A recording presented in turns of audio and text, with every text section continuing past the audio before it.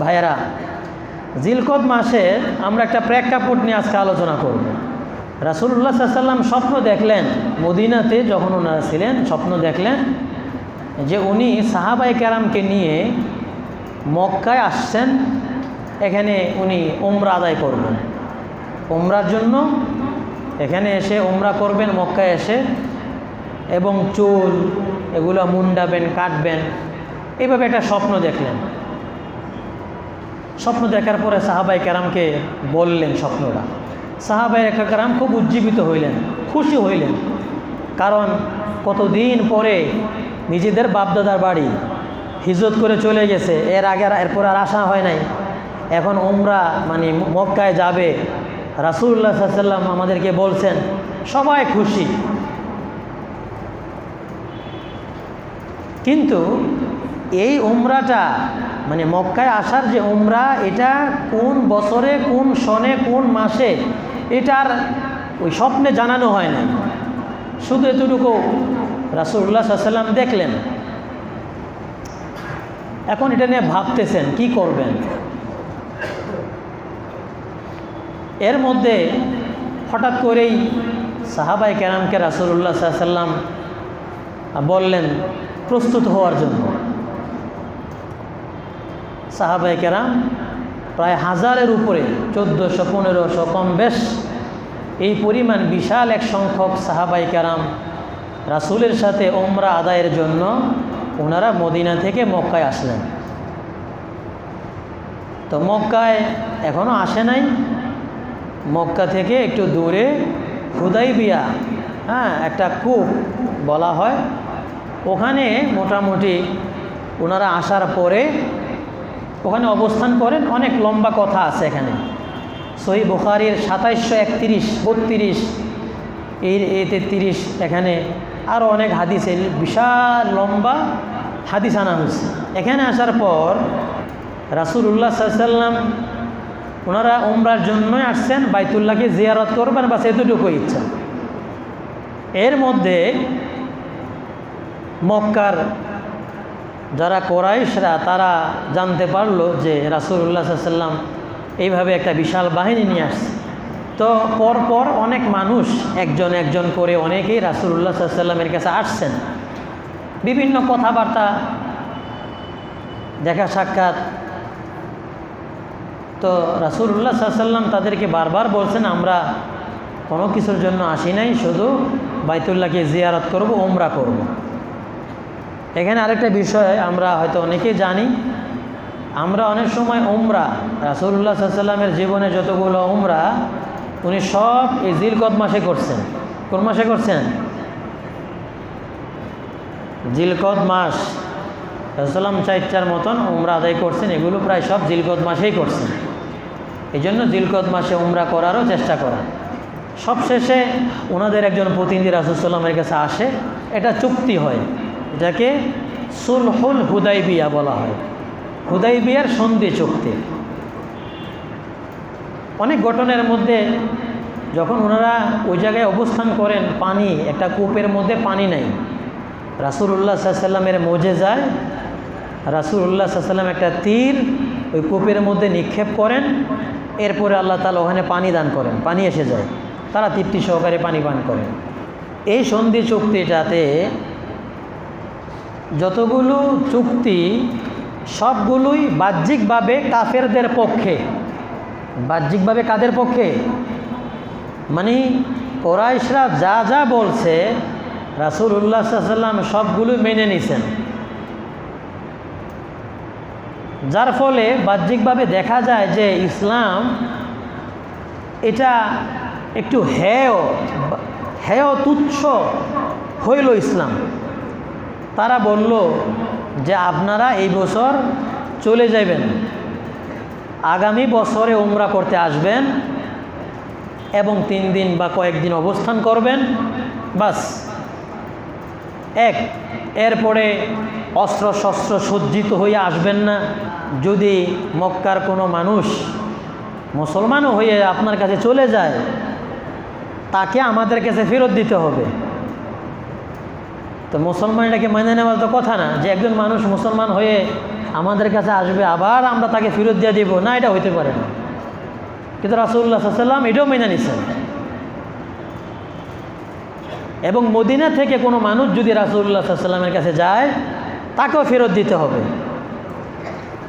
কিন্তু মদিনা থেকে যদি মক্কায় কেউ আসে, তাহলে কুরাইশরা রাসূলুল্লাহ সাল্লাল্লাহু আলাইহি ওয়াসাল্লামকে ফেরত দিবে না। তো এইভাবে প্রায় কথাগুলো, চুক্তিগুলো কেমন যেন বাহ্যিকভাবে মনে হয় সব তাদের পক্ষে। তারা যা যা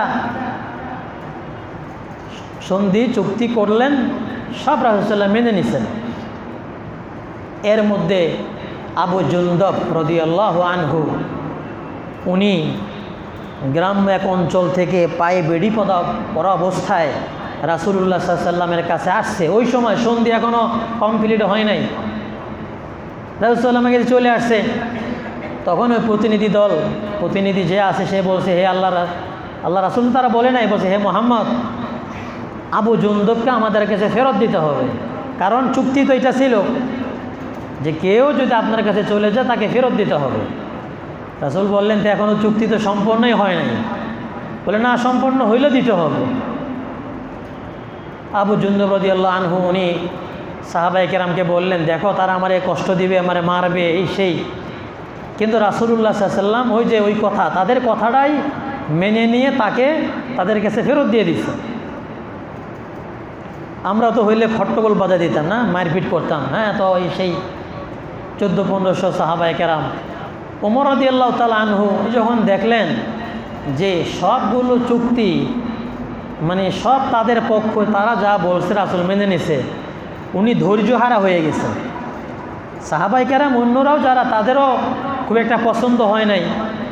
কী ব্যাপার সেবার, ইসলামকে এতই ছোট, এতই তুচ্ছ, সবই তাদের কথা মেনে নিতে হবে, আমাদেরকে শক্তি হয় নাই, এই রকমের একটা অবস্থা।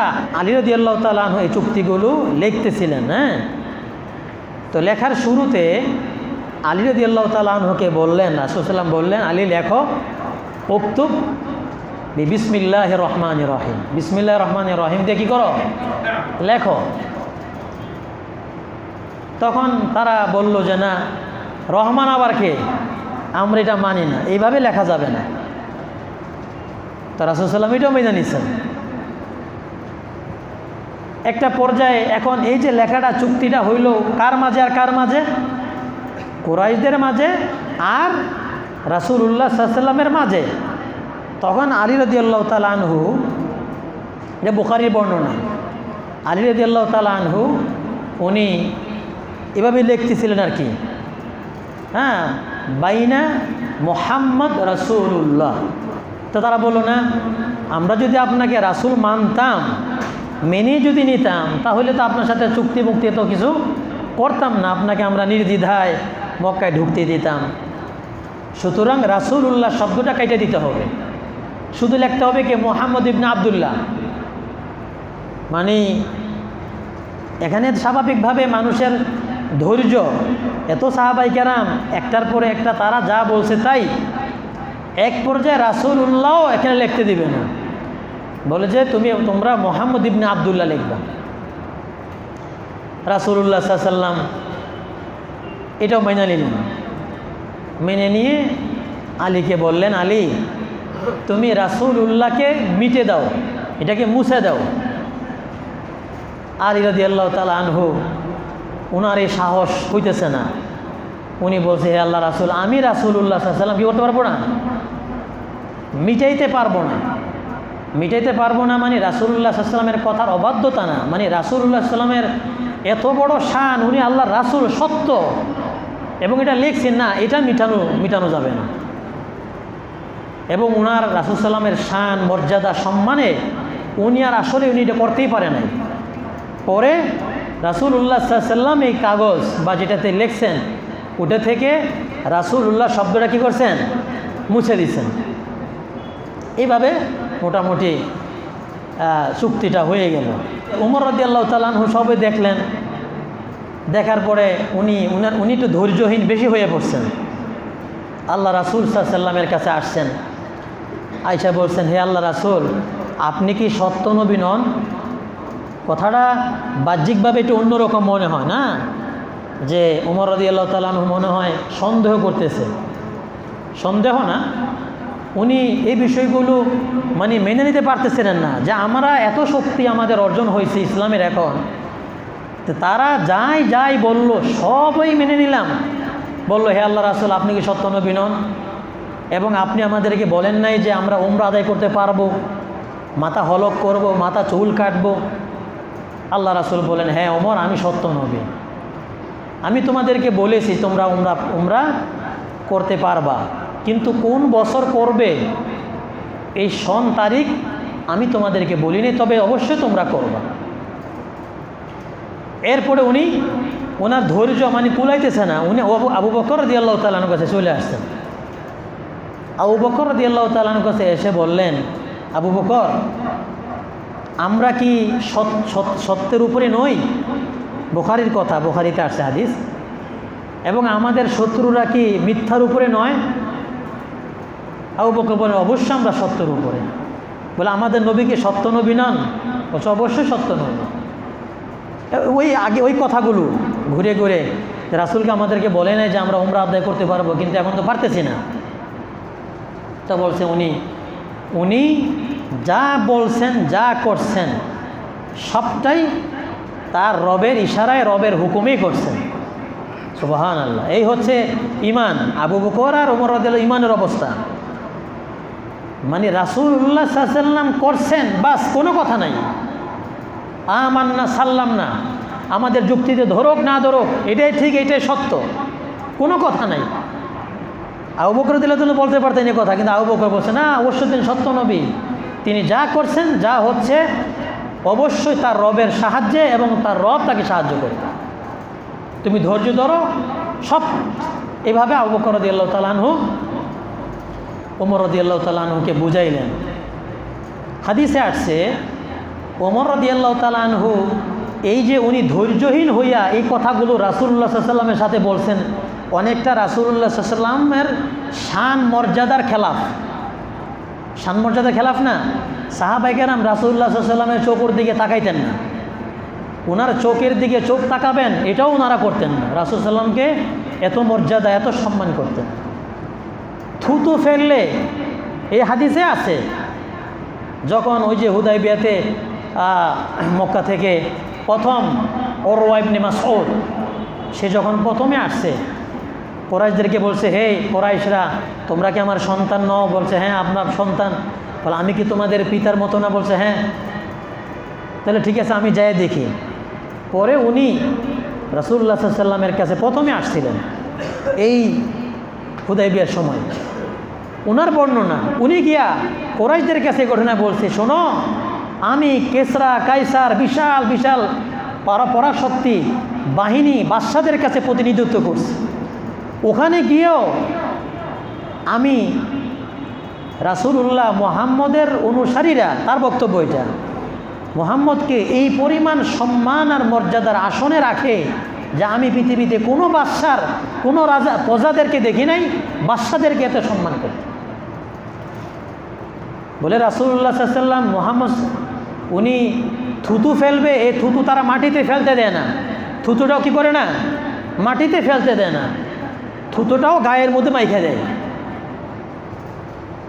তাহলে এই সম্মান মর্যাদার কথা উরওয়া ইবনে মাসউদ সে মক্কার কুরাইশদেরকে বলতেছিলেন যে তার দিকে তাকান না, এই পরিমাণ সম্মান আর মর্যাদা তার অনুসারীরা মুহাম্মদকে করে। তো সেই হিসাবে ওমর রাদিয়াল্লাহু তাআলা আনহুর এই কথাগুলো রাসূলুল্লাহ সাল্লাল্লাহু আলাইহি ওয়াসাল্লামের কিছুটা শানের খেলাফ হয়ে গেছে। এই জন্য ওমর রাদিয়াল্লাহু তাআলা আনহু বলছেন যে আমি আমার এই ধৈর্যহীনতার এবং এই যে বিষয়টা আমার থেকে প্রকাশ পাইল, এই জন্য আমি পরবর্তী সময়ে কাফফারা হিসাবে অনেক অনেক আমল করছি, যেটা আমার ভুল হয়েছে বা ঠিক হয় নাই, এই কাফফারার জন্য আমি অনেক আমল করছি। যাই হোক, এরপরে ওমর রাদিয়াল্লাহু তাআলা আনহু যখন আবু বকর রাদিয়াল্লাহু তাআলা আনহুর কাছে এই কথাগুলো বলছেন, এরপরেই সূরাতুল ফাত, ইন্না ফাতাহনা লাকা ফাতহাম মুবিনা, এই সূরাটা অবতীর্ণ হয়। অবতীর্ণ হওয়ার পরেই ওমর রাদিয়াল্লাহু তাআলা আনহুকে রাসূলুল্লাহ সাল্লাল্লাহু আলাইহি ওয়াসাল্লাম ডাকলেন, ডেকে পুরা সূরাটা ওমর রাদিয়াল্লাহু তাআলা আনহুকে রাসূলুল্লাহ সাল্লাল্লাহু আলাইহি ওয়াসাল্লাম শুনাইলেন। আল্লাহ তাআলা বলছেন, হুদাইবিয়ার সন্ধির যে চুক্তিটা বাহ্যিকভাবে ইসলামের জন্য একটু অবমাননাকর মনে হলেও বাস্তবে এটা হচ্ছে বিজয়। এটা কি বিজয়? কারণ এরপরে এই হুদাইবিয়ার সন্ধির পরেই এরপরে ওই বছরে বা এরপরে এই পরিমাণ মানুষ মক্কা থেকে মুসলমান হয়েছে যা অন্য সময় কখনোই মুসলমান হয় না। একটা পর্যায়ে সবার সাথে যাতায়াত, হ্যাঁ, এই পদচারণা হয়ে গেছে এবং এই হুদাইবিয়ার ভিত্তিতেই মক্কার বিজয় হয়েছে। মক্কা বিজয়ের সময় কোনো যুদ্ধ হয় না, আমরা সবাই জানি। এবং আল্লাহ তাআলার বিশেষ দয়া এবং এটাকে বিজয় বলা হয়েছে। এই জন্য অনেকে বলেন বিজয় তো মক্কা বিজয় না, বিজয় হয়েছে এই হুদাইবিয়ার বিজয়, যেটা এই জিলকদ মাসে সংগঠিত হয়। সাহাবায়ে কেরাম যখন সন্দিহান, চুক্তি হয়ে গেছে যে এবার কোথায় চলে যেতে হবে, তাই না? তো রাসূলুল্লাহ সাল্লাল্লাহু আলাইহি ওয়াসাল্লাম বললেন, শোনো, সবাই কুরবানি করে ফেলো, হ্যাঁ, আমরা মদিনায় চলে যেতে হবে। রাসূল সাল্লাল্লাহু এই কথাটা 3 বার বলছেন। 3 বার বলাতে কোনো সাহাবী কোনো সাড়া দেয় নাই, সবাই চুপ হয়ে গেছে। চিন্তা করছে যে আল্লাহর পক্ষ থেকে কোনো ওহী আসুক, কি হয় না হয়। সাহাবায়ে কেরামের মনে ছিল যে রাসূলুল্লাহ সাল্লাল্লাহু আলাইহি ওয়াসাল্লাম আমাদেরকে স্বপ্নের কথা বলছেন যে আমরা উমরা আদায় করব। তো রাসূল সাল্লামের ওহী তো সত্য, তাহলে হচ্ছে না, ব্যাপারটা কি? আল্লাহ তাআলা এই সূরাতুল ফাতিহাতে বলছেন যে লাকাদ সাদাকাল্লাহু রাসূলাহু রুইয়া বিল হক। আল্লাহ তাআলা রাসূলুল্লাহ সাল্লাল্লাহু আলাইহি ওয়াসাল্লামকে সত্য স্বপ্ন দেখাইছেন, যেটা বাস্তবসম্মত। লা তাদখুলুন্নাল মাসজিদাল হারাম ইনশাআল্লাহু আমিনিন। তোমরা অবশ্যই নিরাপদে মক্কায় যাবে, মুহাল্লিকিনা রুউসাকুম ওয়া মুকাসসিরিনা লা তাখাফুন। কিছু মানুষ মাথা মুন্ডাবে, কিছু মানুষ মাথার চুল কাটবে। তো রাসূলুল্লাহ সাল্লাল্লাহু আলাইহি ওয়াসাল্লাম সাহাবায়ে কেরামকে বললেন, তোমরা ওঠো, চলো, মদিনায় যাইতে হবে। 3 বার বলেন, কিন্তু কোনো সাহাবী কোনো উত্তর নাই। এরপরে রাসূলুল্লাহ সাল্লাল্লাহু আলাইহি ওয়াসাল্লাম ওনার স্ত্রী উম্মে সালামা রাদিয়াল্লাহু তাআলা আনহার কাছে আসছেন। উম্মে সালামাকে রাসূলুল্লাহ সাল্লাল্লাহু আলাইহি ওয়াসাল্লাম এই কথাটা বলছেন যে আমি তাদেরকে বললাম যে মদিনায় যেতে হবে, আগামী বছর আসা লাগবে, এখন এই করব, কিন্তু কোনো মানুষ কোনো ব্যক্তি আমার কথা সাড়া দিতেছে না। উম্মে সালামা রাদিয়াল্লাহু তাআলা আনহা, বুখারীর বর্ণনা, উম্মে সালামা বললেন, আপনি যদি এটা চান তাহলে এই কাজটা করেন। রাসূলুল্লাহ সাল্লাল্লাহু আলাইহি ওয়াসাল্লামকে পরামর্শ দিতেছে কে? ওনার স্ত্রী। ভালো করে বুঝেন, স্ত্রীর সাথে পরামর্শ করবেন। আল্লাহর রাসূল হয়ে মানে কল্পনা করা যায় না যে এত বড় একজন নবী রাসূল এবং এত ব্যাপার স্যাপারের একটা জটিল একটা বিষয় বা একটা বিষয় উম্মে সালামা স্ত্রীর কাছে বলছেন যে আমি তাদেরকে বললাম মাথা এই করতে সেই করতে এবং মদিনায় যেতে, তারা কেউ এটা করছে না। আল্লাহ রাসূল সাল্লাল্লাহু আলাইহি ওয়াসাল্লামকে ওনার স্ত্রী উম্মে সালামা পরামর্শ দিতেছে যে আপনি যদি এটা বাস্তবায়িত করতে চান তাহলে আপনি প্রথমে মাথা মুন্ডান এবং আপনার কুরবানির পশুকে আপনি জবাই করেন, তাহলে তারা শুরু করে দেবে। ঠিক এই উম্মে সালামা রাদিয়াল্লাহু তাআলা আনহা এই পরামর্শ নিয়ে রাসূলুল্লাহ সাল্লাল্লাহু আলাইহি ওয়াসাল্লাম মোটামুটি বাস উনি ওনার কাজ করলেন। রাসূলুল্লাহ সাল্লাল্লাহু আলাইহি ওয়াসাল্লামকে দেখার সাথে সাথে সব সাহাবায়ে কেরামরা কী করলেন? যার যার মতো করে ওই রাসূল সাল্লামকে দেখে দেখে কাজ শুরু করছেন। তাহলে এখান থেকে কি বুঝলাম? যে একজন স্ত্রীর কথাটারও অনেক দাম আছে। একজন স্বামীর মাথায়ও অনেক কিছু আসে না, কিন্তু একজন স্ত্রী সামান্য এক কথায় অনেক সমাধান হয়ে যায়। অনেক জটিল কঠিন ব্যাপারও স্ত্রীর একটা কথার সমাধান হয়ে যায়, যেটা একজন স্বামী দিন রাত মাসকে মাস হিসাব করতেছে, মাথায় ক্যালকুলেট কাজ করতেছে না।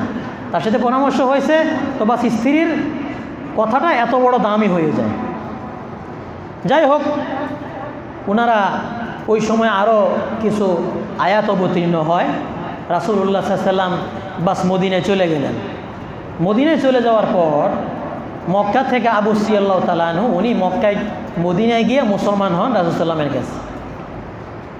এর মধ্যে মক্কার প্রতিনিধি লোকেরা কুরাইশে 2 ব্যক্তি পাঠাইছে রাসূল সাল্লামের কাছে যে হ্যাঁ, আমাদের সন্ধি চুক্তি ছিল, মক্কা থেকে কেউ যদি মদিনায় চলে যায় তাকে ফেরত দিতে হবে। 2 জনকে পাঠাইছে, তো বলছে তাকে আপনারা ফেরত পাঠান। তখন রাসূল সাল্লাম সন্ধির খেলাফ করেন নাই, ঠিক আছে নিয়ে যাও। তো ওই সাহাবিকে যে মক্কা থেকে আসছে কোরাইশ বংশের, কোরাইশদের, তাকে 2 ব্যক্তির কাছে অর্পণ করছে। কিছু দূর যাওয়ার পরে ওই যে নতুন সাহাবি, ওই 2 ব্যক্তির একজনের কাছে একটা সুন্দর তলোয়ার ছিল। তো বলতেছে তোমার তলোয়ারটা তো খুব ভালো, চমৎকার তলোয়ারটি একটু দেখি। তো চমৎকার তলোয়ারটা দেখার নাম নিয়ে হাতে নিয়ে 2 জনের মধ্যে একজনকে হত্যা করল। এখন আরেক বেটার জানে তো নাই, পানি নাই, ওই বেটা দৌড় মদিনায় আবার ব্যাক করছে, দৌড়ে রাসূল সাল্লামের মসজিদে গিয়ে ঢুকছে। রাসূল সাল্লাম দেখলো এই লোকটা ভয়ে কাঁপতেছে। সাহাবায়ে কেরামরে বললেন এর অবস্থা এমন কেন? সে দৌড়ে রাসূল সাল্লামের কাছে এসে বলতেছে, হে আল্লাহ রাসূল, আমি তো আমার জান হুমকির সম্মুখীন। কি হয়েছে ঘটনা? বলছে এই যে লোক মুসলমান হয়েছে আপনি আমাদের কাছে অর্পণ করলেন, আমাদের একজনকে সে হত্যা করছে আর আমাকে হত্যার জন্য খুঁজতেছে। এর মধ্যে ওই সাহাবিও আসছে। সাহাবি এসে বলছে, হে আল্লাহ রাসূল, আপনার ওয়াদা আপনি ঠিক রাখছেন, আমার কাজ আমি করছি, আপনিও আমাকে অর্পণ করে দিয়েছেন, আমি তাদের কাছে যেতে চাই না, বাস আমি আমার কাজ করছি। রাসূলুল্লাহ সাল্লাল্লাহু আলাইহি ওয়াসাল্লাম দেখলেন যে না, বিষয়টা তো একটু কেমন হয়ে যাবে, হ্যাঁ একটু গণ্ডগোল। তো নতুন সাহাবি, ওই সাহাবি ভাবলেন যে আমি যদি এখানে থাকি, রাসূল আবার হয়তো তাদের কাছে আমাকে ফেরত পাঠাবেন। উনি করলেন কি, নদীর এক কিনারে চলে গেলেন। এরপর থেকে মক্কা থেকে যত মানুষ মুসলমান মদিনায় হইতে আসে, তারা সবাই ওই সাহাবীর কাছে চলে যায়। নদীর তীরে একটা ঘাঁটি হয়ে যায় মুসলমানদের, নতুন মুসলমানদের একটা ঘাঁটি, অনেক সাহাবী হয়ে যায় ওই সময়। ওরা করলো কি, যখনই মক্কা থেকে কোনো গোত্র সিরিয়ায় ব্যবসার জন্য যায়, ওই যে নতুন সাহাবায়ে কেরামের একটা জামাত তৈরি হয়ে গেছে নদীর তীরে, তারা ওই কাফেলাকে অ্যাটাক করে তাদের মাল সম্পদ এগুলো সব নিয়ে নেয়। তো এইটা একটা কোরাইশদের জন্য বিশাল হুমকি হয়ে দাঁড়াইল, বিশাল সমস্যা। এরপরে তারা রাসূলুল্লাহ সাল্লাল্লাহু আলাইহি ওয়াসাল্লামের কাছে আবার প্রতিনিধি চিঠিপত্র পাঠাইয়া বলছে, ঠিক আছে এখন থেকে কোনো মানুষ যদি মক্কা থেকে মদিনায় যায় তাকে আর ফেরত দেওয়া লাগবে না। মানে ওই যে একটা বড় একটা সমস্যার সন্ধি চুক্তি ছিল, এটা উড্ড করে ফেলছে।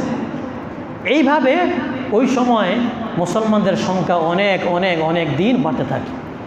এই হচ্ছে সুলাইবিয়ার প্রেক্ষাপট, সুলাইবিয়া। এবং এই প্রেক্ষাপটের পরবর্তী সময় গিয়ে মক্কা বিজয় হয়। হাজিরিন, সময় অনেকটা হয়ে যেতেছে। এর মধ্যে আরেকটা ছোট্ট করে কথা, আমরা জানি উসমান রাদিয়াল্লাহু তাআলা আনহুকে রাসূলুল্লাহ সাল্লাল্লাহু আলাইহি ওয়াসাল্লাম মক্কায় পাঠাইছিলেন। বিষয় আমরা যে এখানে ওমরার জন্য আসছি, এই সমস্ত কথা বলার জন্য। উসমান রাদিয়াল্লাহু তাআলা আনহুকে কুরাইশরা আটক করছে, মানে তাকে রাখছে।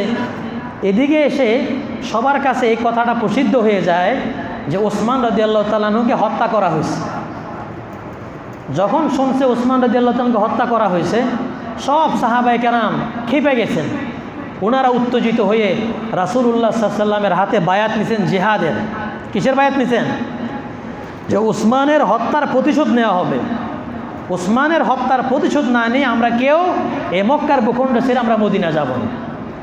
আল্লাহ তাআলা এই ঘটনাটা নিছক মিথ্যা ছিল, মানে সরে গেছে এরকম কথা, কিন্তু সাহাবায়ে কেরামের একজন মুসলমানদের রক্তের ব্যাপারে সব সাহাবায়ে কেরামের এই পরিমাণ সংকল্প এবং আল্লাহ রাসূল সাল্লাল্লাহু আলাইহি ওয়াসাল্লামের হাতে ওই গাছের নিচে বায়াত গ্রহণকে আল্লাহ তাআলা খুশি হইলেন।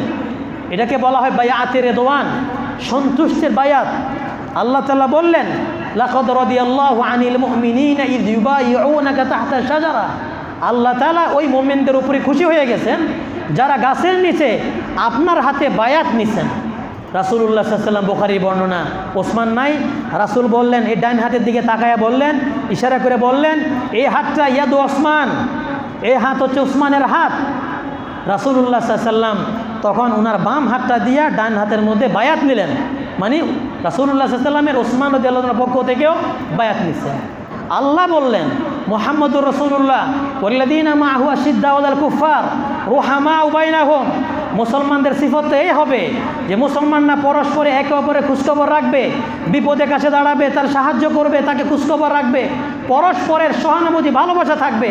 আর কুফফার মুশরিকদের ব্যাপারে তারা কঠিন থাকবে। দুঃখজনক বিষয়, একটা ফিলিস্তিন রাষ্ট্রের জন্য আমাদের মুসলমানরা রক্ত ঝরছে। সুসংবাদ এটা যে আমেরিকা ইউরোপের দেশগুলোতে আমরা দেখলাম কি পরিমাণ বিভিন্ন ক্যাম্পাসে, বিভিন্ন বড় বড় বিশ্ববিদ্যালয়গুলোতে কি পরিমাণ প্রতিবাদ, ইহুদি ছাত্র, খ্রিস্টান ছাত্র। কিন্তু মুসলমান দেশগুলোতে আপনারা দেখছেন খুব সামান্য। এবং কোটিপতি যারা আমেরিকার মতো দেশকে পরিচালনা করবে, এই রকমের বিভিন্ন ইউরোপ কান্ট্রিগুলোর বিশাল বিশাল বড় বড় নাম করা বিশ্ববিদ্যালয়গুলোর ছাত্ররা, অধ্যাপকেরা ফিলিস্তিনের এই যুদ্ধের ইহুদিদের বিরুদ্ধে প্রতিবাদে তারা রাস্তায় নামছে। তাদের কেরিয়ার, তাদের ছাত্রত্ব সব শেষ করছে, তাদেরকে জেল জরিমানা করা হয়েছে। কিন্তু আমাদের অবস্থাটা কি? আমরা নাকে তেল দিয়ে ঘুমাই, না একটু দোয়া আছে, না একটু মনটা কষ্ট আছে, না কোনো ব্যথা আছে। আর আমরা হুদাইবিয়ার ঘটনা, ওসমান রাদিয়াল্লাহু তাআলা ঘটনা থেকে কী শিখলাম? উনি তো হত্যাই হয় নাই, কিন্তু খালি এতটুকু কথা আসছে ওসমানকে হত্যা করা হয়েছে। 1400 সাহাবায়ে কেরাম এক বাক্যে রাসূলুল্লাহ সাল্লাল্লাহু আলাইহি ওয়াসাল্লামের বায়াত নেওয়া হয়েছে যে ওসমানের রক্তের প্রতিশোধ নেওয়া হবে। প্রতিশোধ ছাড়া কেউ আমরা মদিনে যাব না।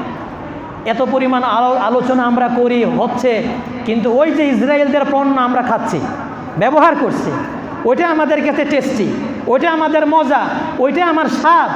আবার আমাদের মাথার মধ্যে বুদ্ধি আসে না এটা করে কি হবে। আল্লাহ তাআলা আমাদেরকে বুঝদান করেন।